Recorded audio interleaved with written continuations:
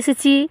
আমার দিদির কত লাউ শাক গাছ হয়েছে দেখুন, কুমড়োর ডাঁটা ভর্তি হয়ে গেছে। ও এখন ওই যে ডাঁটাগুলো কাটছে গাছের থেকে। এই দেখুন কত সুন্দর বাগান, দেখুন এই দেখুন কুমড়ো হয়েছে সব এর মধ্যে।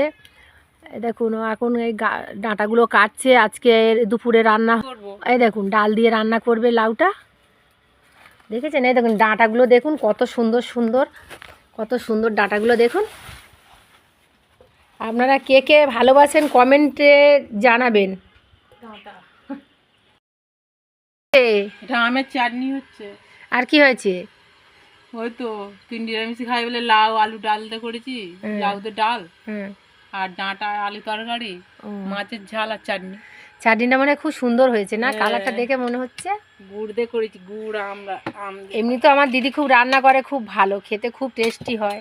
আর উনুনটা দেখেছেন বন্ধুরা কত সুন্দর করে বানানো। চাটনিটা দেখুন কত সুন্দর, উনুনটা দেখুন কত সুন্দর বানানো। আমার দিদি খুব সুন্দর রান্না করতে পারে। আপনারা যদি মনে হয় আমার দিদির বাড়ি একবার আসতে পারেন। কাঠের উনুনে রান্না আপনারা খেলে ভুলবেন না বন্ধুরা, খুব সুন্দর টেস্টি রান্না।